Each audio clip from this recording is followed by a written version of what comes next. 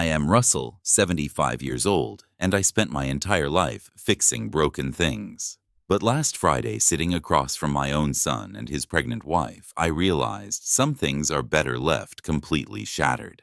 They slid a glossy folder across my dining table, demanding $200,000 for a new house because my 4-bedroom home was suddenly considered too much space for a useless old man.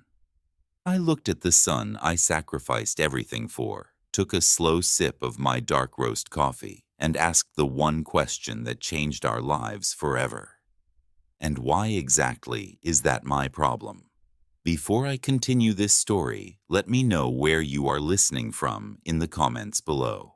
Hit like and subscribe if you believe respect is earned, not demanded, just because you share the same blood. The room went dead silent. The kind of heavy, suffocating silence that rings in your ears and makes the air feel thick.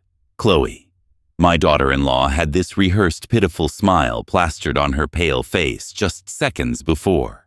Now that smile was frozen, slowly twisting into a mask of pure shock and disbelief.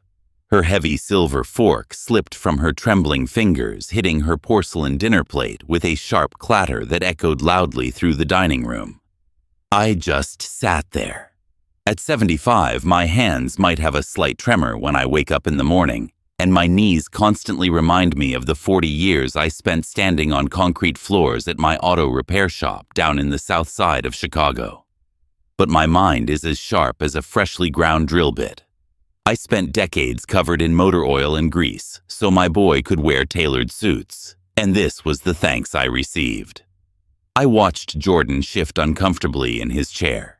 He loosened his expensive silk tie, the very same tie I paid for when he landed his first corporate job that he could barely keep. He looked at his wife, then back at me, his eyes darting around like a cornered animal, looking for an escape route. "Dad, be reasonable." Jordan finally stammered, his voice completely lacking the deep resonance a grown man should possess. He pushed the glossy real estate folder closer to my plate, his manicured fingers tapping nervously against the cardboard. The cover of the brochure showed a massive modern estate in a gated community out in the wealthy suburbs. The price tag printed in bold on the bottom right corner was $800,000. Chloe is 4 months pregnant now. Jordan continued, his voice taking on a whining tone. "We are bringing your first grandchild into this world. We need space. We need a safe neighborhood with good school districts and a large backyard. We absolutely cannot raise a child in our cramped apartment. It is just not fair to the baby."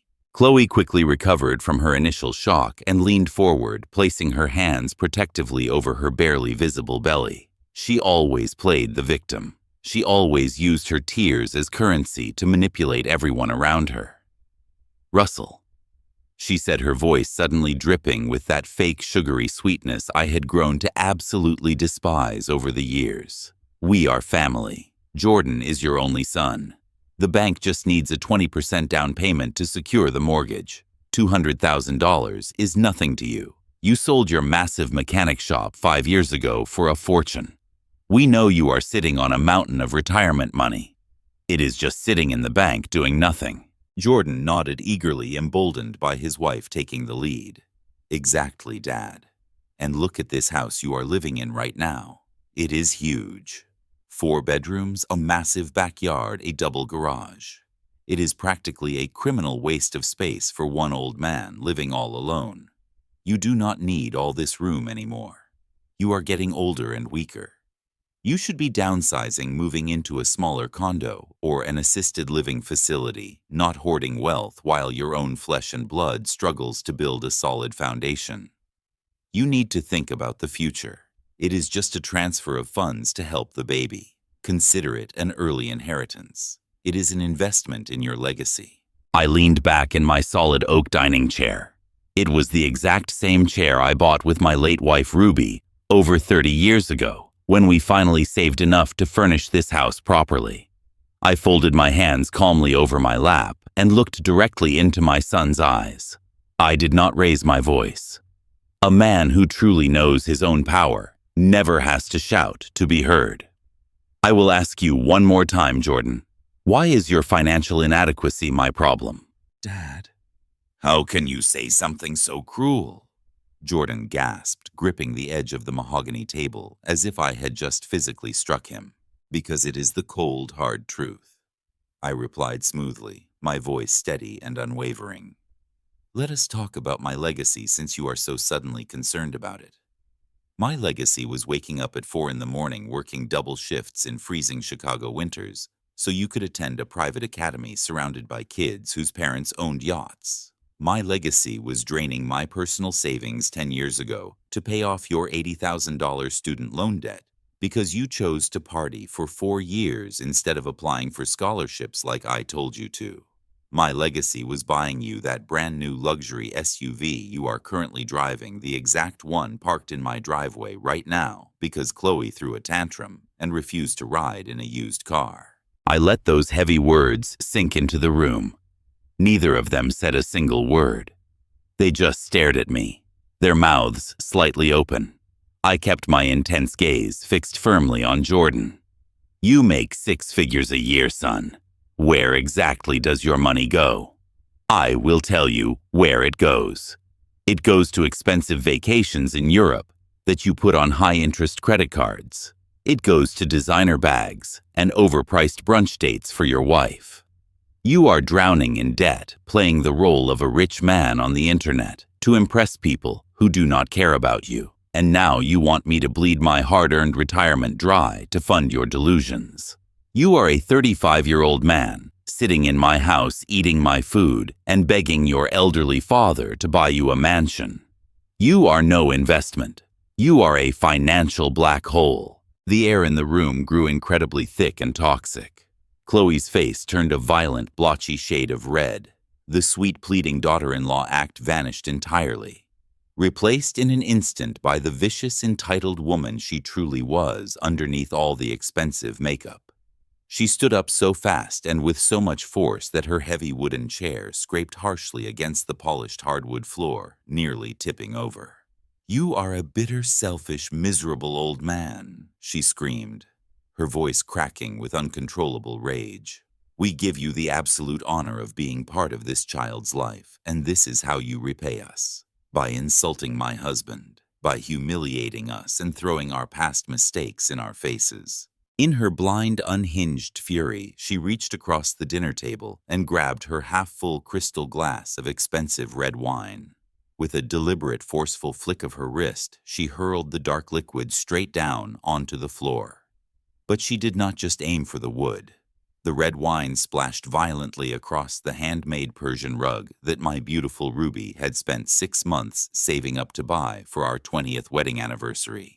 The deep crimson stain seeped into the delicate cream fibers, instantly ruining it beyond repair. It was a highly calculated act of profound disrespect, a direct attack on the memory of the only woman who ever truly loved and nurtured this family. I stood up slowly. I am a tall man, standing 6'2", and age has not shrunk my physical presence or my broad shoulders. The room felt freezing cold as I stared down at the ruined anniversary rug and then slowly brought my eyes up to meet hers. Chloe took a sudden, frightened step back, suddenly realizing she had just crossed a dangerous line that could never be uncrossed. The smug entitlement washed away from her face, replaced by a flicker of genuine fear. If you do not help us buy this house, you will never see this baby, she hissed, pointing a trembling, manicured finger at my chest. You will die, all alone, in this big, empty, pathetic house, and we will not even bother to come to your funeral. Let us go, Jordan. We are done here. Jordan scrambled to his feet like a terrified child, not even looking down at the terrible mess his wife had just made on his mother's prized possession. He did not apologize. He did not try to clean it up. He practically ran to the front door, trailing behind Chloe like a scared little boy following his angry mother. The heavy oak front door slammed shut behind them with a deafening bang, rattling the glass picture frames hanging on the hallway walls. I was left standing entirely alone in the quiet dining room, staring quietly at the spreading red stain on Ruby's rug. I did not feel sad. I did not shed a single tear. Instead, I felt a cold, hard clarity settling deep into my aging bones. They honestly thought they could bully me into submission. They thought my old age made me weak and compliant, but they forgot one very crucial detail about who I am. A master mechanic knows exactly how to take things apart, piece by piece. And as I picked up my phone to make a very important phone call, I decided I was about to dismantle their entire world. 48 hours passed since the expensive red wine soaked into the delicate fibers of my beautiful handmade rug. 2 full days of absolute silence from my only son and his entitled wife. But in this modern digital world we live in today, silence is rarely a sign of peace. It is usually just the quiet preparation before a very public and destructive storm. On Sunday morning, the sun was shining brightly through the kitchen window. I poured my usual cup of black coffee, sat down at the small wooden island, and opened my tablet to read the morning news like I have done every single day since I retired. Instead of the local headlines, my screen was immediately flooded with a chaotic barrage of notifications. There were dozens of missed calls. There were hundreds of text messages from people I barely knew, and several from people I had not spoken to in over a decade. Feeling a sudden tightness in my chest, I clicked on a message sent by an old buddy from the mechanic shop. It contained nothing but a link to a social media application and a short text that simply read, "Russell, what on earth is going on here?" I tapped the link. The screen transitioned, and suddenly I was looking at the face of my daughter-in-law, Chloe. She was sitting in what appeared to be a dimly lit, sparsely furnished bedroom. Her blonde hair was intentionally messy and unwashed. She was wearing a plain, oversized gray sweater that swallowed her frame, clearly chosen to make her look as small and vulnerable as humanly possible. She was looking directly into the camera, and she was sobbing. Not just crying a few delicate tears, but heaving, gasping for air, trembling as if she had just miraculously survived a horrific war zone. I turned up the volume and listened to the poison spilling from her mouth. She looked deeply into the lens and began to spin a web of lies so intricate, so perfectly manufactured, and so deeply malicious that I almost had to sit back and admire the sheer audacity of her performance. She told her millions of followers that her wealthy, controlling, and emotionally abusive father-in-law had violently thrown her and her unborn child out into the freezing night. She sobbed as she claimed that I was hoarding millions of dollars out of pure bitter spite, absolutely refusing to help them secure a safe and decent home for my very first grandchild. She wiped her eyes and described me as a terrifying, angry old man who hated his own flesh and blood. She completely failed to mention the $800,000 mansion they demanded. She conveniently forgot to mention the glass of wine she intentionally hurled at the memory of my dead wife. She painted herself as the ultimate victim, a terrified mother to be trying to protect her baby from a monster. I looked at the statistics below the video. It had been uploaded late last night, and it already had over 2 million views. The comment section was a rapid, unending river of pure hatred directed straight at me. Complete strangers from all over the country were calling for my head. They were calling me a disgrace to fatherhood. They were typing angry paragraphs saying I deserved to rot away in the worst nursing home imaginable, completely alone and forgotten. Some even tried to post my home address. In a matter of minutes, this young woman had weaponized the entire internet against a 75-year-old retired mechanic who had spent his entire life keeping his head down and working hard. The digital assassination bled into the real world far faster than I could have ever anticipated. The internet is a loud place, but the real world can be deafening in its silence. I decided to step out onto my front porch later that afternoon to collect my Sunday mail. The crisp autumn air in Chicago usually brought me a deep sense of peace, but today the atmosphere felt heavy and thick with judgment. Across the street, Mrs. Higgins, an elderly widow whose old sedan I had fixed for free countless times over the past 20 years, was out watering her rose bushes. When she heard my screen door open and saw me step outside, she immediately dropped her green plastic hose, turned her back to me, and practically ran inside her house, locking her door behind her. A younger couple walking their golden retriever down the sidewalk abruptly crossed the street, stepping into the busy road just to avoid walking past my driveway. They glared at me with visible disgust, whispering furiously to each other while pulling their dog close. The neighborhood I had helped build, the community I had served and loved, with my own two hands, turned on me in the blink of an eye because of a 3-minute video of fake tears and carefully practiced victimhood. Then the phone calls began. It was not just the angry internet strangers anymore. It was the people from my own community, the people from my church. Brother Thomas, a senior deacon I had known for nearly 30 years, called me just after lunch.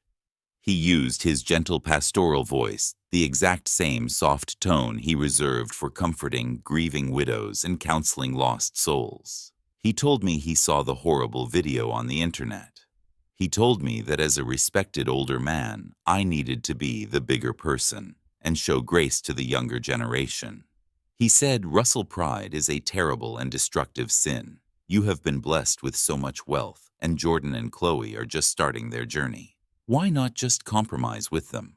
Buy them a smaller house. Give them half of the money they are asking for. It is for the innocent baby Russell. You absolutely do not want to destroy your entire family over pieces of paper and pride. I sat in my armchair and listened to his soft, hypocritical words flowing through the speaker. I thought about how quickly this supposedly righteous man believed a glowing screen over a man he had prayed next to a man he had broken bread with for 3 decades. I did not yell at him. I did not try to defend myself or explain the truth of the situation. When people have already decided you are the villain in their story, no amount of truth will change their script. I simply took a deep breath and said, Thomas, the truth does not need a compromise. And a man who buys love is a man who is completely broke. I hung up the phone without waiting for his response. I realized right then that society absolutely loves a crying victim, and they love it even more when they can play the role of the self-righteous judge looking down from their moral high ground. Just as the sun began to set, casting long, dark, and cold shadows across my living room floor, my cell phone buzzed violently on the coffee table. This time, the caller identification flashed a name that made my blood run cold. It was my son, Jordan. I sat there in the fading light and let the phone ring 4 times before I finally reached out, pressed the green button, and brought the device to my ear. I did not say hello. I did not offer a greeting. I just waited in the silence. The line was quiet for a long moment, and then I heard his voice. It was not the voice of a regretful, apologetic son who realized his wife had gone too far. It was the arrogant, demanding, and incredibly smug tone of a man who firmly believed he held every single winning card in the deck. "Are you enjoying the show?" Dad Jordan asked, a nasty and disrespectful smirk clearly audible in his words. "Chloe has a massive online following. I told you she was influential. Now the whole world knows exactly what kind of stubborn, selfish man you really are." How did it feel going to the mailbox today? I kept my breathing slow and completely steady. I refused to give him the satisfaction of hearing my anger. "What exactly do you want, Jordan?" I asked quietly. "I want what is fair," he shot back immediately, his voice rising in false confidence. "I want you to fix this massive mess you created. You are ruining our reputation and stressing out my pregnant wife by being so ridiculously stubborn.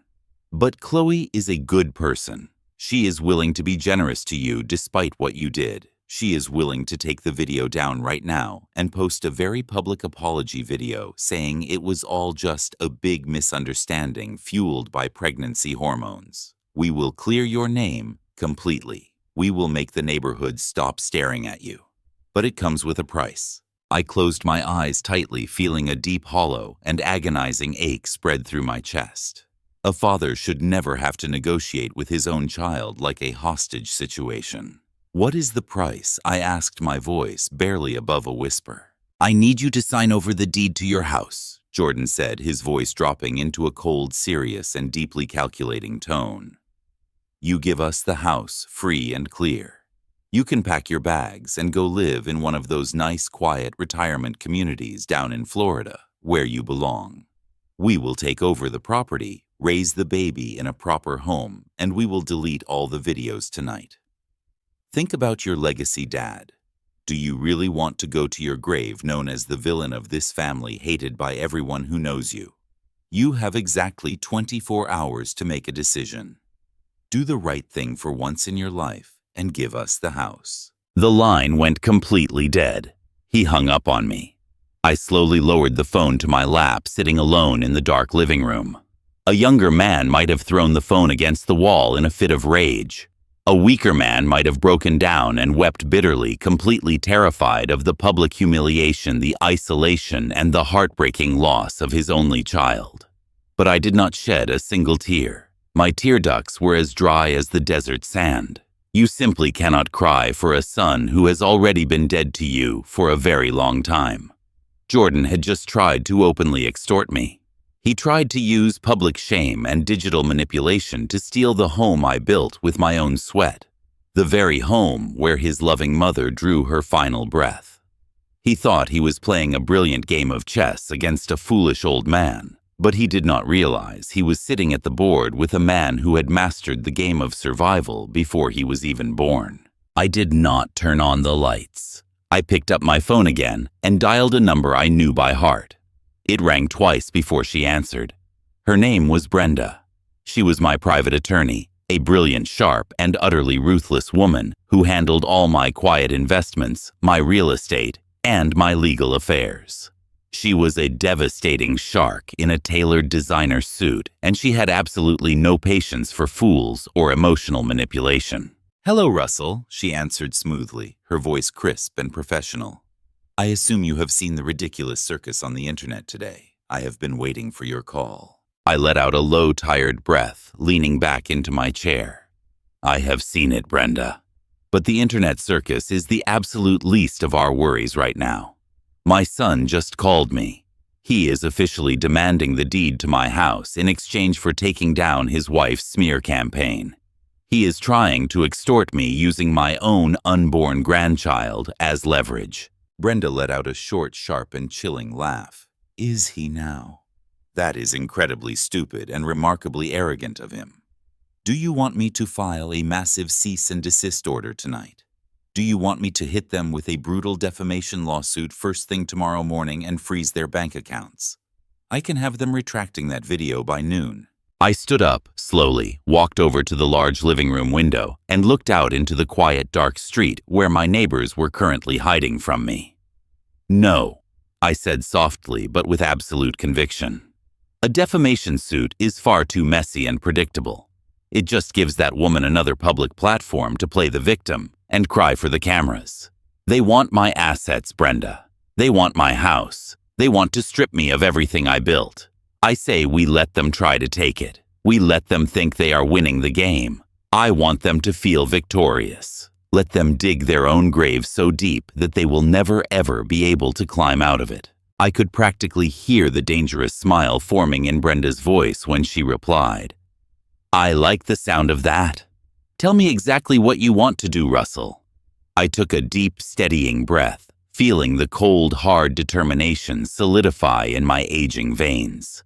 "Prepare the specific documents we discussed last year, Brenda. We are going to give my greedy son and his vicious wife exactly enough rope to hang themselves." It was a Tuesday afternoon when the final shred of common decency in my family was completely destroyed.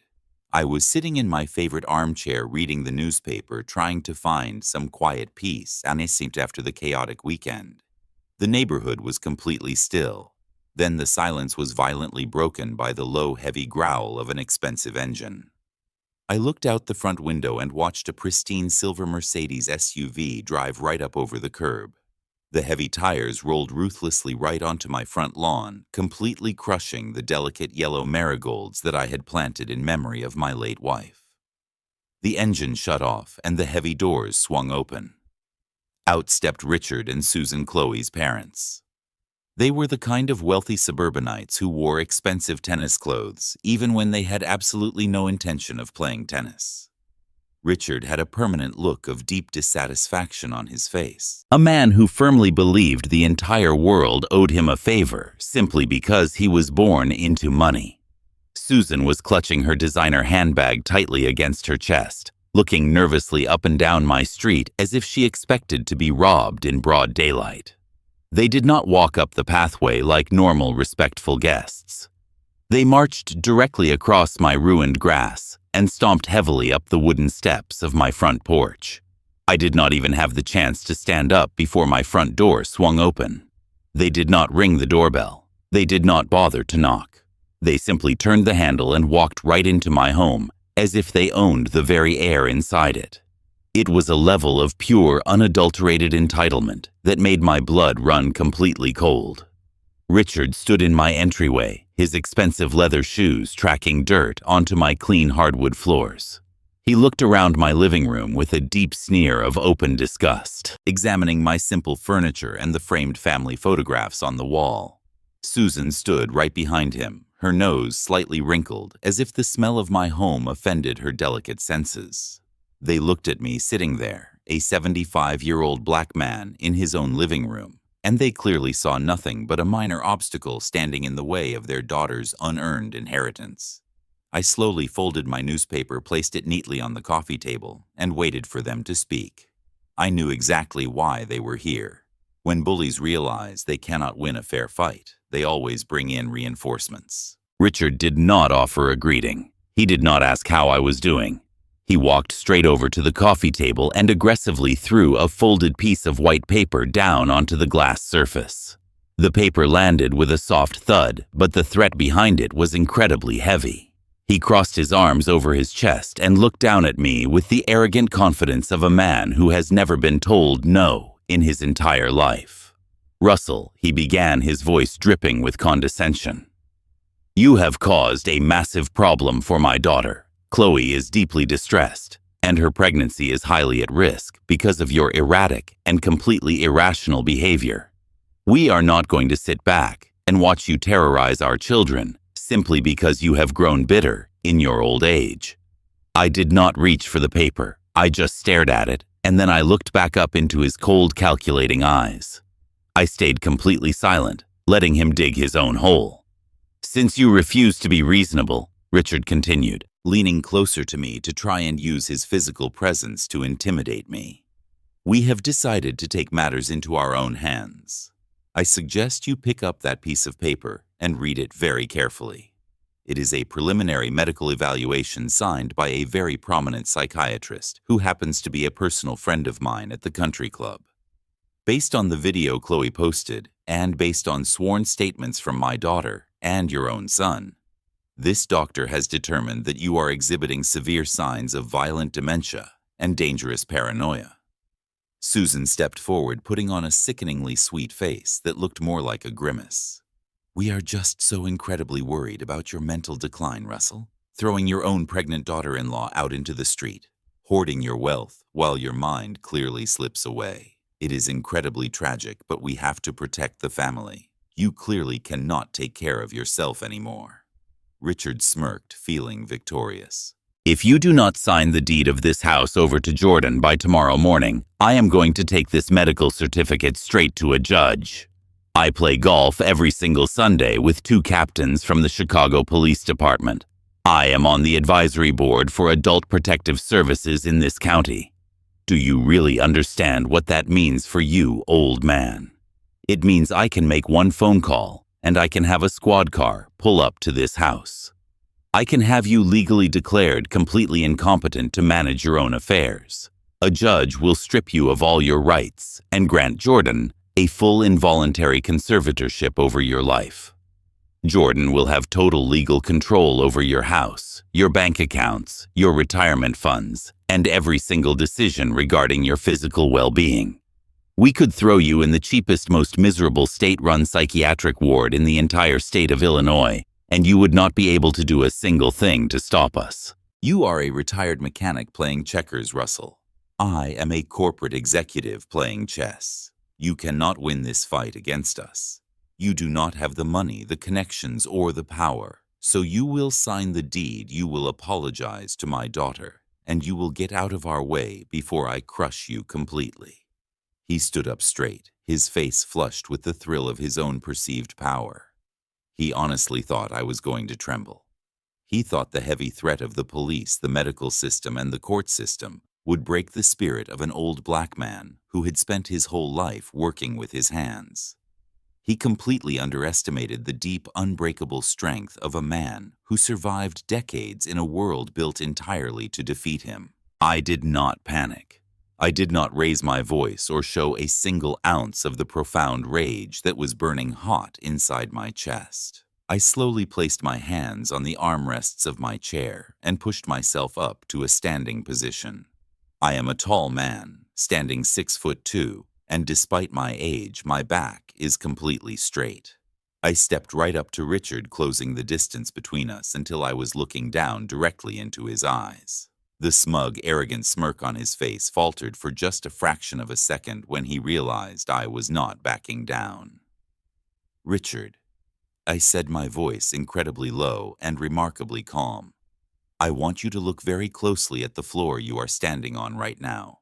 Those are solid oak floorboards. I laid every single one of them with my own 2 hands 40 years ago. Now look at the ceiling above your head. I put up those beams when my back was strong and my hands were bleeding from hard labor. I built this house from the ground up to protect my wife and my son from men exactly like you. Men who think they can take what does not belong to them just because they wear a fancy suit and know a few corrupt cops." I picked up the bogus medical certificate from the coffee table. I did not even bother to read the words printed on the page. I simply ripped the thick paper straight down the middle, tore it into tiny pieces, and let the white shreds fall like snow onto the floor right between his expensive leather shoes. "You come into my home uninvited." I continued, my voice steady and cold as ice. "You park your car on the flowers I planted for my dead wife. You threaten my freedom, and you threaten my sanity. You think your connections make you invincible. But you forgot one very important thing about where you are right now. You are standing inside the private home of a free American citizen. I spent 50 years paying taxes in this state, and I know exactly what my rights are. I also know that the Second Amendment gives me the absolute undeniable right to protect myself and my property from hostile intruders who break into my home to threaten my life and my liberty." I did not shout. I did not make any sudden movements. I just let the heavy reality of my words sink deep into the quiet room. The silence that followed was absolutely deafening. All the color instantly drained from Susan's face. She gasped loudly, taking 3 rapid steps backward toward the front door, her hands shaking violently as she clutched her expensive purse. Richard completely lost his arrogant posture. His shoulders slumped, and a look of genuine, unfiltered terror flashed wildly in his pale eyes. He was used to intimidating people in corporate boardrooms with legal jargon. He was absolutely not prepared to stand face to face with a man who had absolutely nothing left to lose and zero fear of his empty threats. "Are you threatening us?" Richard stammered, his voice suddenly weak and trembling. "I am simply explaining the law to a man who seems to have forgotten it," I replied softly, never breaking eye contact. "You have exactly 3 seconds to get off my property before I consider you a violent threat to my safety and act accordingly." 1. Richard swallowed hard, stepping backward so fast he nearly tripped over his own feet. 2. He grabbed Susan by the arm and they practically ran out the front door, stumbling down the wooden porch steps in a frantic panic. They hurried across the crushed marigolds, scrambled into their expensive SUV, and slammed the heavy doors shut. Richard rolled down the window as he started the engine, his face pale but his pride demanding he have the last word.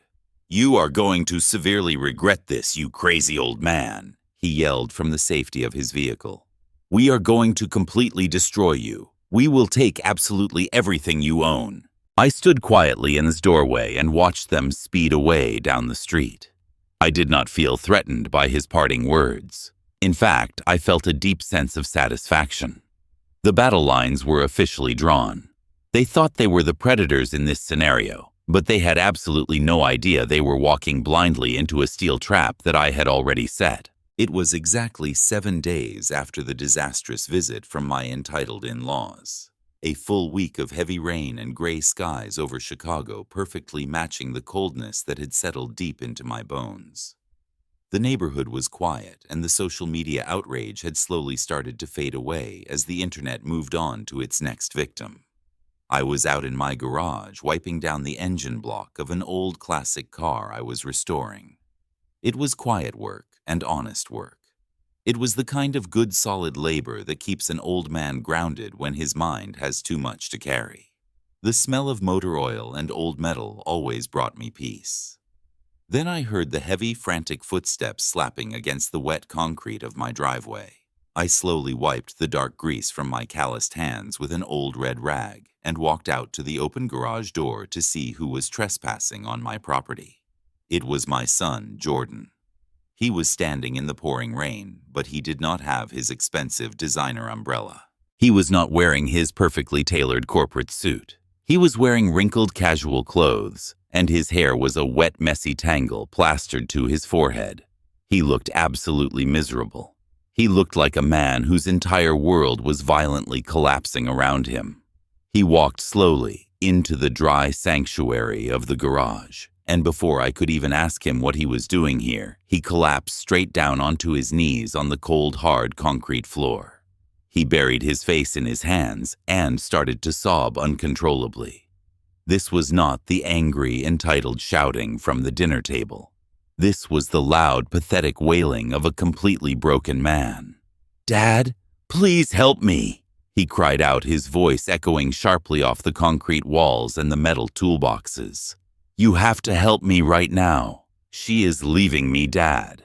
Chloe packed all her bags this morning. She says if we do not get that $800,000 house by the end of the month, she is filing for divorce and moving permanently back in with her wealthy parents. She looked me right in the eye and told me I will never see my own baby ever again. I stood there and looked down at him, feeling a strange mixture of pity and absolute disgust. A real man stands up straight and faces his problems head on. A real man protects his family through hard work and sacrifice, not by begging on his knees in a dirty garage. I stayed completely quiet, letting him cry until his dramatic sobs turned into heavy, breathless gasps for air. "What exactly do you want me to do, Jordan?" I asked, my voice completely flat and devoid of any warm fatherly emotion.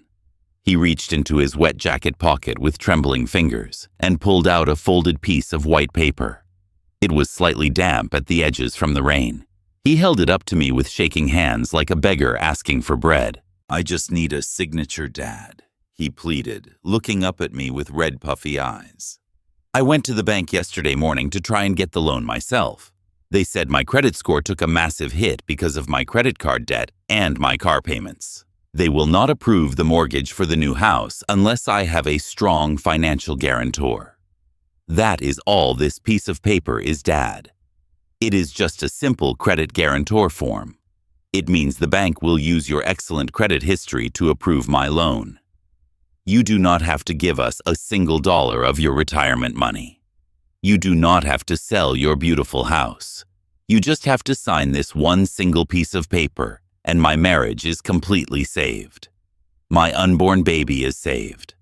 Please, Dad, I am begging you on my hands and knees to save my family." I slowly reached out and took the damp piece of paper from his trembling fingers. I wiped my hands carefully on my heavy denim jeans, making absolutely sure there was no dark grease left on my skin that might smudge the ink.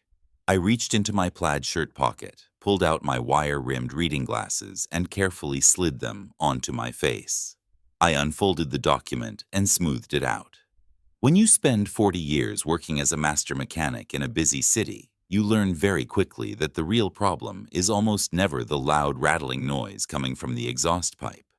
The real problem is usually a tiny hidden crack deep inside the engine block that you cannot see unless you know exactly what you are looking for.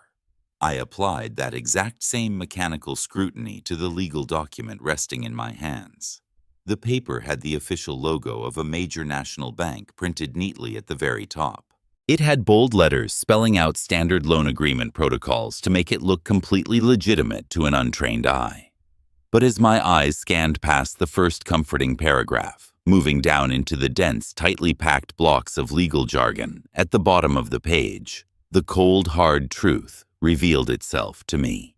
My son was not asking me to be a simple guarantor on a bank loan. The complicated words printed on this paper had absolutely nothing to do with securing a mortgage for a new suburban house. Hidden perfectly beneath the deceptive formatting and the confusing legal language was a general power of attorney. My heart stopped beating in my chest for just a fraction of a second as the reality washed over me. A general power of attorney is the absolute most dangerous document an elderly person can ever sign. If I put my signature on that dotted line, I would be legally handing over complete and total control of my entire existence to Jordan. He would have the immediate legal authority to walk right into my bank and drain my checking and savings accounts down to the very last penny. He would have the power to cash out my massive retirement funds without asking me. He would have the right to sell my private investments. Most terrifying of all, he would have the absolute legal right to sign the deed of my house over to himself or to a real estate company without ever needing my permission. He could sell the roof right over my head and leave me totally homeless. He could even make binding medical decisions for me, locking me away in the worst state-run nursing home in Illinois, just like his arrogant father-in-law had threatened to do a few days ago. I stood there in the quiet garage, listening to the rain fall outside, staring at the black ink on the white paper. The betrayal was so incredibly deep and so perfectly absolute that it physically took my breath away. My own flesh and blood. The little boy I had carried on my strong shoulders and taught how to ride a red bicycle was actively trying to execute a hostile financial takeover of my life. He was crying fake tears and using his innocent, unborn child as a theatrical prop to trick a 75-year-old man into signing away his freedom. He honestly thought I was stupid. He thought because I spent my entire life covered in dirt and engine oil that I could not read and understand complex legal contracts. He thought his expensive private school education made him so much smarter than a working-class black man. He completely forgot that I built a massive business from nothing and successfully negotiated the sale of my shop with top corporate lawyers. I knew exactly what a general power of attorney was, and I knew exactly what he was trying to do to me. I looked down at Jordan, who was still kneeling on the cold, wet floor, looking up at me with those fake, desperate, pleading eyes. Every single natural instinct inside my body told me to tear that legal document into 1,000 tiny pieces and throw it directly in his lying face. My pride wanted me to scream at him to expose his pathetic lies and throw him out of my garage and out of my life forever. But a good mechanic never ever interrupts a machine when it is busy destroying itself. I needed him to firmly believe he had won this battle. I needed him to take the bait completely so the trap would hold him tight. So I took a deep, heavy breath and let my broad shoulders slump forward perfectly, mimicking the terrible posture of a tired, defeated, and failing old man. I let a visible, uncontrolled tremor enter my hands, making the white paper shake slightly in my grip. I looked at him with wide, tired eyes, playing the part of a confused elderly father who just wanted his broken family back together. "You are absolutely sure this is just for the bank loan?" I asked, my voice deliberately weak and slightly raspy, making myself sound older than I really was. "I do not understand all these big legal words, son. My eyes are not as good as they used to be." Jordan nodded eagerly, his eyes lighting up with a greedy, predatory hunger that he simply could not completely hide from me. "Yes, Dad. I promise you," he said, standing up quickly from the floor. "It is just for the bank loan. It will save my family and bring your grandchild back into your life. Please just sign your name on the bottom line, Dad." I reached over to my wooden workbench and picked up a heavy black ink pen. I let my right hand shake violently as I brought the pen down to the paper resting on the hood of the classic car. I purposely made my signature look sloppy, jagged, and completely different from my usual strong, confident handwriting. The very moment the black ink finished drying on the page, Jordan lunged forward and snatched the document from my hands with terrifying speed. The fake tears instantly vanished from his eyes, replaced by a cold, calculating triumph. He gave me a quick, hollow pat on the shoulder that felt entirely empty of any genuine human warmth.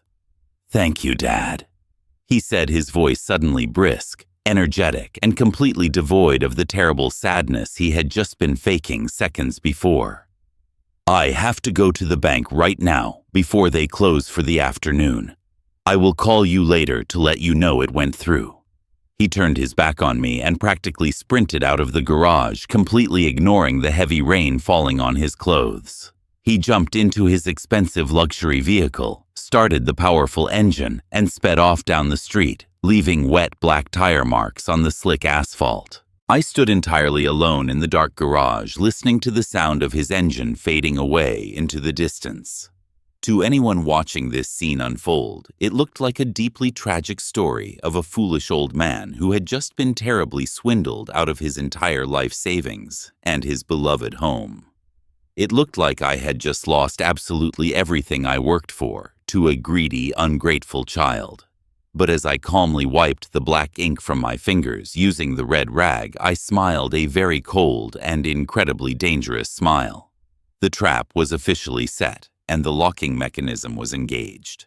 The greedy little mouse had taken the poisoned cheese. Now all I had to do was sit back and wait for the heavy steel trap to violently snap shut. It had been exactly 3 days since my son knelt on the cold concrete floor of my garage and cried his completely fake tears.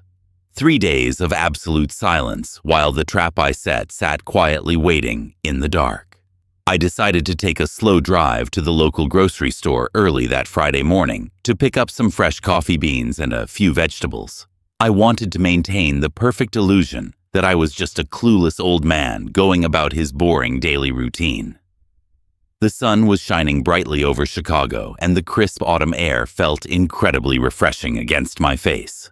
I was driving my old reliable pickup truck, keeping to my simple daily habits as if absolutely nothing was wrong in my world. But as I turned the corner onto my normally quiet tree-lined street, my peaceful morning was violently interrupted by the chaotic scene unfolding right on my own property. I slowed my heavy truck down to a slow crawl and pulled up to the curb directly across from my house. My heart beat with a slow, steady rhythm. There was a large white commercial van parked aggressively in my driveway, blocking the path to my garage. Right next to it was Jordan luxury SUV and a sleek black sedan that I did not recognize at all. I put my truck in park and simply stared through the windshield for a long moment, absorbing the sheer audacity of what I was witnessing. A burly man wearing a bright yellow work shirt was kneeling at my heavy oak front door holding a loud power drill. He was a professional locksmith, and he was actively destroying the solid brass lock that I had carefully installed with my own 2 hands over 30 years ago to protect my family. Out on my beautiful green front lawn, where my sweet late wife Ruby used to spend hours planting her summer garden. Another man dressed in a sharp-tailored corporate suit was swinging a heavy metal mallet. He was forcefully driving a thick wooden stake deep into my soft dirt, tearing through the roots of the flowers. Attached to the top of that tall stake was a large glossy sign with bold red letters that spelled out the terrible words, "For sale." I slowly stepped out of my truck, carrying my single brown paper bag of groceries. I did not run toward them. I did not yell in panic. I walked with the slow, deliberate, heavy steps of a man who knows exactly what is waiting for him at the end of the pathway. As I approached the wooden steps of my front porch, I saw Jordan and Chloe standing there, watching the locksmith do his destructive work. Chloe was absolutely not crying today. Her fake, pathetic victim routine that she played for the internet was completely gone. She was wearing an expensive beige designer trench coat and massive dark sunglasses, looking exactly like a wealthy celebrity who had just successfully robbed a bank and gotten away with it. Jordan stood right next to her, clutching a thick manila folder tightly against his chest. He looked slightly nervous, shifting his weight from foot to foot, but his eyes were completely consumed by a sick, desperate, and pathetic greed. They had absolutely no legal right to be there. They had absolutely no moral authority to change the locks on a house they did not build and did not own. But they firmly believed that the single piece of paper I had signed in the garage gave them the supreme power to completely erase my entire existence. Chloe noticed me walking up the pathway, and a smug smile spread slowly across her perfectly made-up face. "Well, look who finally decided to show up," she said, her voice dripping with venomous arrogance and supreme disrespect. "We were just about to leave all your old dusty junk out on the curb for the garbage collectors to take away." I stopped at the bottom of the porch steps holding my groceries and looked up at her, and then shifted my gaze to my only son. "What exactly is going on here, Jordan?" I asked, my voice perfectly calm, flat, and completely devoid of any terrified emotion they expected to hear. Jordan stepped forward, puffing out his chest, trying desperately to look like a strong, authoritative man instead of a weak thief. He held up the thick manila folder like a protective shield. "I told you, Dad, I needed you to sign that paper to secure my future. We took the general power of attorney straight to the bank and then to my real estate broker. It gave me full legal authority to manage all of your financial assets and execute real estate transactions entirely on your behalf. You signed your life away in that dirty garage because you are a weak, foolish old man who cannot even read a simple legal document." Chloe stepped down one stair, removing her designer sunglasses so I could see the pure, absolute cruelty shining brightly in her cold eyes. "Let me explain the harsh reality of your miserable situation, Russell," she said, her tone mocking and incredibly condescending. "We did not just list this crumbling old house on the open market and wait for regular buyers. My broker found a massive corporate investment firm that buys old properties in this neighborhood to tear them down and build luxury apartment condos. They made a completely unconditional cash offer of $850,000. And because your stupid son had your legal power of attorney, he signed the binding purchase agreement on your behalf yesterday afternoon. The deal is completely done. The ink is completely dry, and you cannot reverse it." Jordan nodded eagerly, a sickening smile of pure, unfiltered greed stretching across his face. "That is right, Dad," he chimed in, his voice shaking with terrible excitement. "The investment firm already wired a massive $100,000 earnest money deposit directly into my personal checking account this morning. The money has fully cleared the bank. We won, Dad. We finally have the money to buy our beautiful new suburban mansion, and you have absolutely nothing left to your name." Chloe pulled out her expensive latest model smartphone and tapped the glowing screen a few times with her long manicured nails. "You have exactly 30 minutes to go inside and pack one single suitcase," she commanded, pointing her sharp finger directly at my chest. "I just ordered a cheap Uber for you. It is going to take you to a miserable little dirty motel out by the noisy interstate highway. We paid for exactly 1 week in advance using my credit card. After that, you are completely on your own. You can go to a homeless shelter, or you can go rot in the street for all I care. But you are never ever stepping foot in this house or in our lives ever again." The locksmith finished his job and stepped back, wiping sweat from his forehead completely, unaware that he had just participated in a massive federal felony. The real estate agent on the lawn gave a cheerful thumbs up and walked over to his car to leave. They truly believed they had executed the perfect crime. They stood there on my porch looking down at me like I was a pathetic, helpless animal caught completely in their brilliant trap. They had stolen my home. They had drained my power, and they were currently holding $100,000 of stolen corporate money in their personal bank account. I did not flinch. I did not drop my bag of groceries in shock. I did not fall to my knees and beg for mercy like Jordan had done in my garage last week. I simply stood there, breathing in the crisp autumn air, feeling an overwhelming sense of absolute peace wash over my entire body.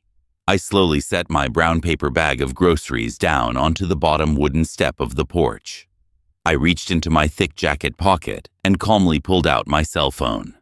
I did not look angry, and I did not look defeated. I looked exactly like a man who was about to finally clock out after a very long but highly successful shift at the mechanic shop. "What are you doing?" "Old man," Chloe snapped loudly, her smug smile faltering for just a fraction of a second as she noticed my complete and total lack of fear. "Who are you calling? You have absolutely nobody left."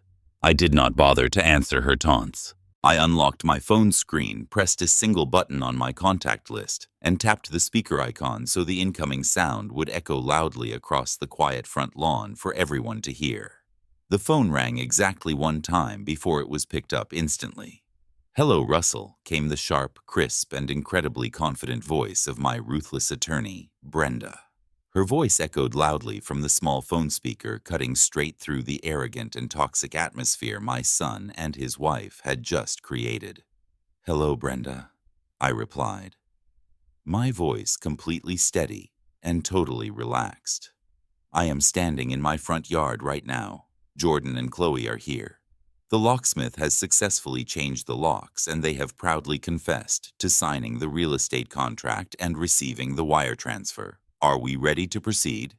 Brenda let out a low, dark laugh that sent a visible chilling shiver straight down Jordan's spine.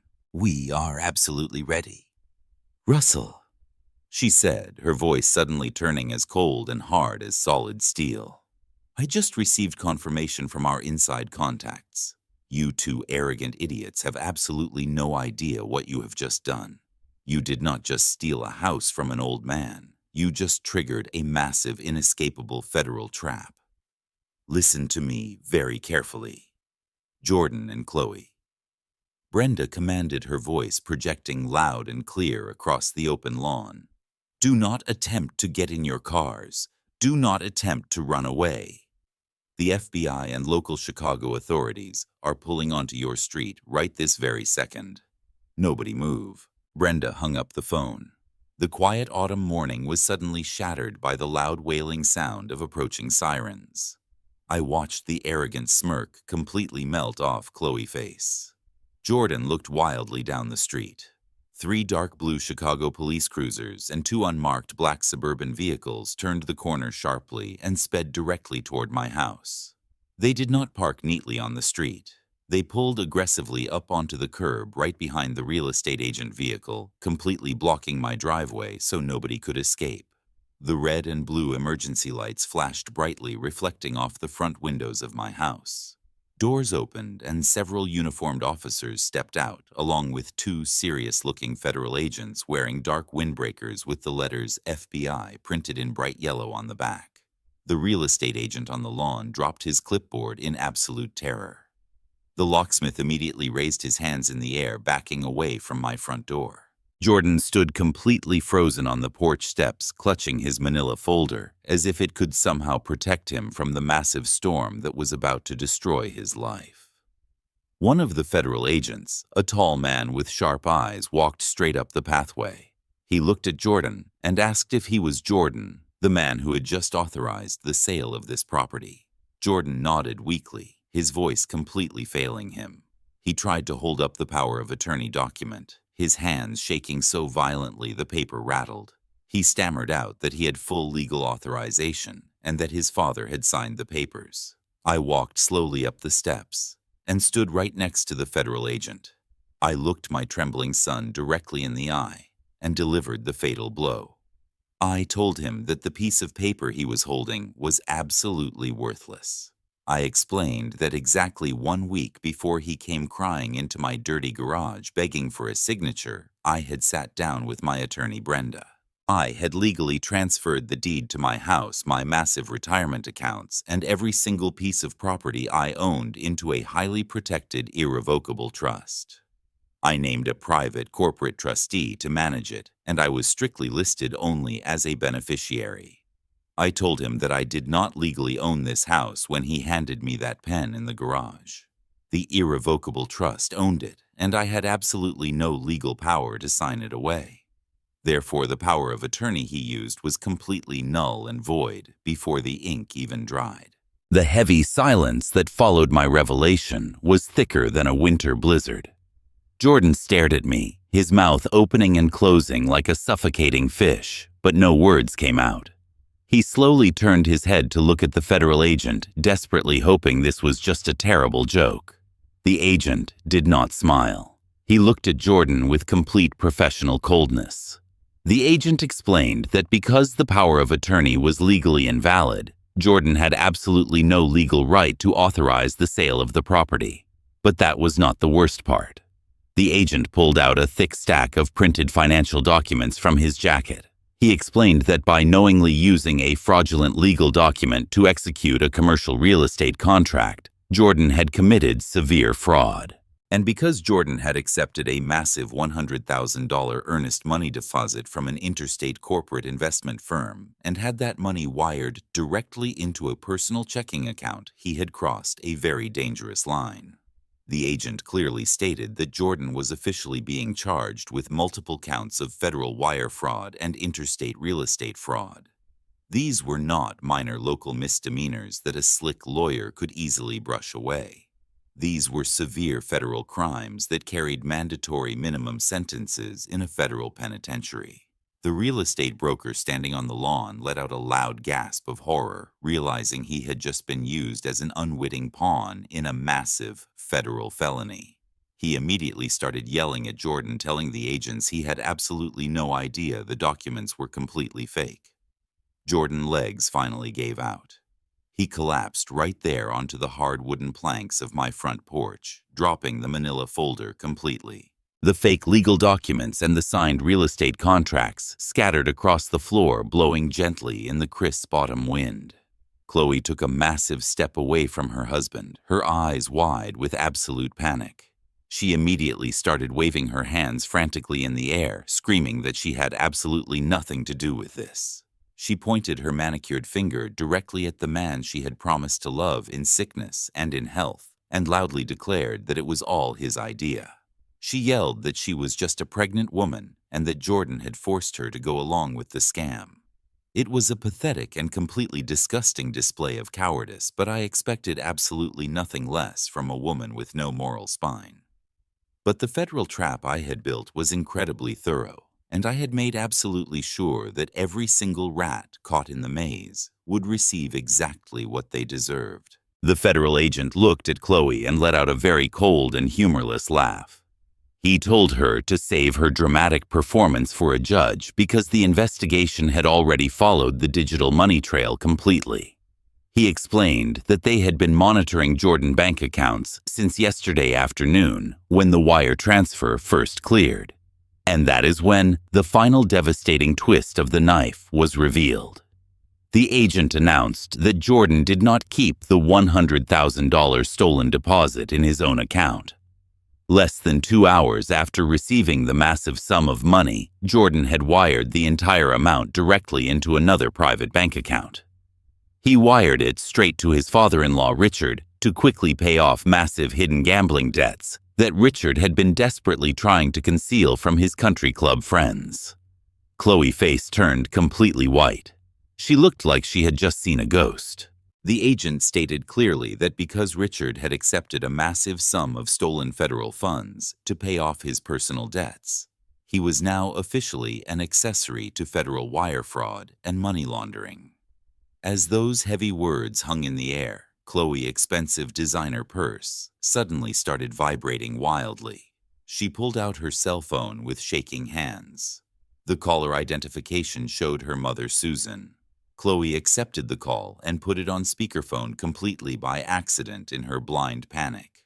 The loud, terrifying screams of her mother echoed across my front lawn. Susan was sobbing hysterically, screaming that federal agents had just kicked their front door down. She cried that the government had immediately frozen every single one of their bank accounts, their retirement funds, and their corporate assets. She said Richard was currently lying face down on their expensive living room rug, with his hands cuffed tightly behind his back. The arrogant corporate executive who had threatened to throw me in a mental asylum was now completely destroyed, weeping like a baby as he lost absolutely everything. Chloe dropped her phone onto the porch and fell to her knees, screaming in absolute agony. Her perfect, wealthy life was instantly reduced to ashes.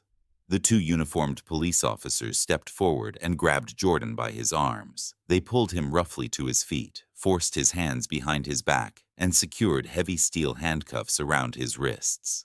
The metallic click echoed loudly in the quiet morning air. The officer read him his Miranda rights as they marched him down the pathway directly over the crushed marigolds his father-in-law had ruined days ago. They pushed his head down and shoved him into the back of the dark police cruiser, slamming the heavy door shut behind him. I stood tall and completely silent on my front porch, watching the red and blue lights reflect off the tears of my ruined daughter-in-law. I did not feel an ounce of pity. I had simply given them exactly what they so desperately asked for. Months have passed since the flashing red and blue lights vanished from my street, and the heavy steel prison doors slammed shut on my only son. Jordan is currently serving a 3-year federal sentence for wire fraud and real estate conspiracy. He has plenty of time now to sit in a small concrete cell and reflect on the choices that led him there. Chloe filed for divorce. The moment the handcuffs were placed on his wrists, she tried to distance herself from the federal investigation, but her greed had already stained her deeply. Her parents, Richard and Susan, are completely ruined. They spent their entire retirement savings and sold their suburban mansion to cover the massive legal fees and the court-ordered restitution for the corporate investment firm. The house I built still stands exactly where it was. It is quiet and peaceful now, without the constant demands and the toxic energy of people who only saw me as a walking wallet. My granddaughter was born in the middle of winter. I do not have a relationship with Chloe, and I certainly do not allow her near my property. However, I did have my attorney set up a small, untouchable education trust for that little girl. She is innocent in all of this. She deserves a chance to go to college and build a life that is not defined by her parents' failures. The trust is strictly managed by a third party and is locked away so that neither Jordan nor Chloe can ever access or control a single dime of that money. It is a safety net for a child who has been dealt a very difficult hand by the adults who were supposed to protect her. I find myself sitting out on my front porch every single morning, watching the sun rise over the neighborhood. I have a warm cup of black coffee in my hands, and I look at the house I built with my own 2 calloused hands. It is a sturdy house. It has seen joy, and it has seen sorrow. It has survived the betrayal of people who shared my blood but lacked my values. People often tell me that blood is thicker than water, and that family should always be forgiven no matter what they do. But my life has taught me something entirely different. Family is not about blood. Family is not about a last name or a shared biological code. Family is about respect. It is about loyalty. It is about showing up for the people you love when they are struggling, and not just when you need money for a new mansion. I had a very successful life. I worked hard. I saved money. I built a legacy. But I refused to be a victim of my own success. I refused to let the people who were supposed to love me turn me into a stepping stone for their own shallow ambitions. I did not send my son to prison because I was angry. I sent him to prison because he committed a federal crime, and he had to face the consequences of his own choices, just like any other man in this country. I am Russell, and I taught them that greed is the absolute quickest path to losing everything you have. Sometimes the hardest thing you can do as a parent is to watch your child face the consequences of their own actions. I would rather be a lonely man with his dignity than a man who allowed his own flesh and blood to rob him blind. What would you have done if you were in my shoes? Would you have signed the paper to keep the peace and risk losing your home? Or would you have sent your own son to prison to stand up for the truth? Let me know what you think in the comments below, because I am genuinely curious to hear your perspective. If this story touched your heart or made you think about your own family, please hit that like button and subscribe to the channel so you never miss another life lesson. Your support helps me keep telling these stories and reaching people who might be going through the exact same struggle. If you feel inclined, you can also send a super thanks to help me continue this work. Thank you for listening to my story and for being part of this community. I will see you in the next one. The deepest lesson I've learned from this storm is that family is not defined by blood, but by respect and loyalty. Never confuse love with enabling someone's endless greed. When your own flesh and blood treats you merely as a tool for their own gain, they have already severed the bond themselves. Establishing firm boundaries and maintaining your independence isn't an act of selfishness. It is the ultimate shield for your dignity. Sometimes the kindest thing you can do for yourself is to walk away from those who mistake your kindness for weakness and your hard-earned success for their personal inheritance.